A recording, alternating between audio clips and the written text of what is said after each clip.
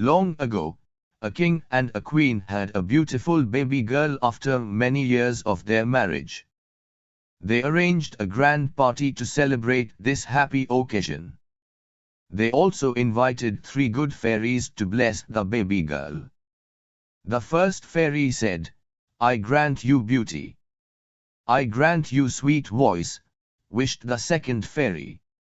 The third fairy was about to bless the baby when an evil fairy entered the room. As she was not invited, so she was very angry. She cursed the baby, "On your 16th birthday, you will die picking your finger on a spinning wheel." Everyone was shocked to hear this. They wept to hear the fate the baby girl. Then the third fairy said, "I can only change the curse. In place of dying, the princess will fall asleep for 100 years. Then the kiss of a prince will break her long sleep." The king ordered his soldiers to burn all the spinning wheels in the country.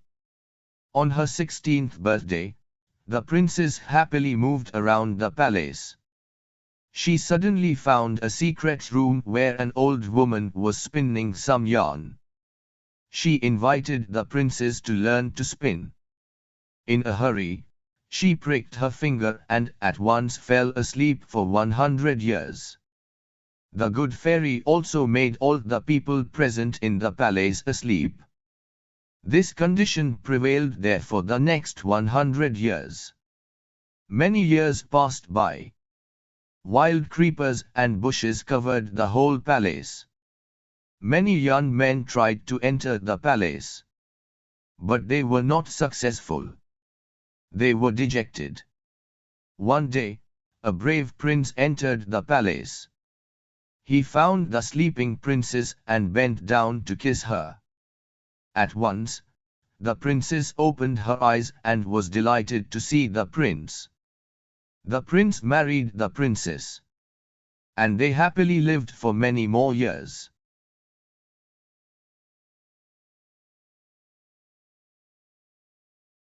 I had heard a great deal about Miss Beam's school. But not till last week did the chance come to visit it. When I arrived there was no one in sight but a girl of about 12. Her eyes were covered with a bandage and she was being led carefully between the floor beds by a little boy who was about 4 years younger. She stopped and it looked like she asked him who had come. He seemed to be describing me to her. Then they passed on. Miss Beam was all that I had expected, middle-aged, full of authority, yet kindly and understanding. Her hair was beginning to turn grey and she had the kind of plump figure that is likely to be comforting to a homesick child. I asked her some questions about her teaching methods which I had heard were simple. No more than is needed to help them to learn how to do things: simple spelling, adding, subtracting, multiplying and writing. The rest is done by reading to them and by interesting talks during which they have to sit still and keep their hands quiet. There are practically no other lessons. The real aim of this school is not so much to teach thought as to teach thoughtfulness, kindness to others and being responsible citizens. Look out of the window a minute, will you?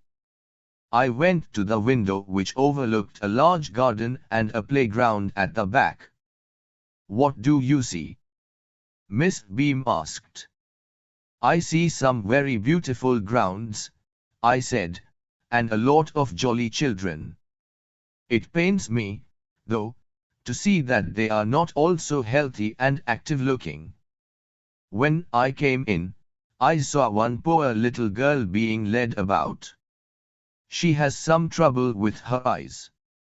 Now I can see 2 more with the same difficulty. And there's a girl with a crutch watching the others at play. She seems to be a hopeless cripple. Miss Beam laughed. Oh, no, she said. She's not really lame. This is only her lame day. The others are not blind either. It is only their blind day. I must have looked very surprised, for she laughed again. This is a very important part of our system. To make our children appreciate and understand misfortune, we make them share in misfortune too. Each term every child has one blind day, one lame day, one deaf day, one injured day and one dumb day. During the blind day their eyes are bandaged absolutely and they are on their honor not to peep. The bandage is put on overnight so they wake blind. This means that they need help with everything. Other children are given the duty of helping them and leading them about. They all learn so much this way, both the blind and the helpers. There is no misery about it, Miss Beam continued. Everyone is very kind and it is really something of a game. Before the day is over, though, even the most thoughtless child realizes what misfortune is. The blind day is, of course, really the worst, but some of the children tell me that the dumb day is the most difficult. We cannot bandage the children's mouths, so they really have to exercise their willpower. Come into the garden and see for yourself how the children feel about it. Miss Beam led me to one of the bandaged girls. Here is a gentleman come to talk to you, said Miss Beam and left us. Don't you ever peep? I asked the girl. Oh, no, she exclaimed. That would be cheating. But I had no idea it was so awful to be blind. You can't see a thing. You feel you are going to be hit by something every moment. It's such a relief just to sit down. Are your helpers kind to you? I asked. Fairly. But they are not as careful as I shall be when it is my turn. Those that have been blind already are the best helpers. It's perfectly ghastly not to see. I wish you'd try. Shall I lead you anywhere? I asked. Oh, yes, she said. Let's go for a little walk. Only you must tell me about things. I shall be so glad when today is over. The other bad days can't be half as bad as this. Having a leg tied up and hopping about on a crutch is almost fun, I guess. Having an arm tied up is a bit more troublesome. Because you can't eat without help and things like that. I don't think I'll mind being deaf for a day, at least not much. But being blind is so frightening. My head aches all the time just from worrying that I'll get hurt. Where are we now? In the playground, I said. We are walking towards the house. Miss Beam is walking up and down the garden with a tall girl. What is the girl wearing?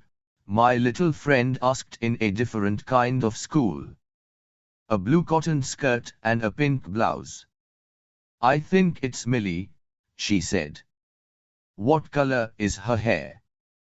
Very light, I said. Yes, that's Millie.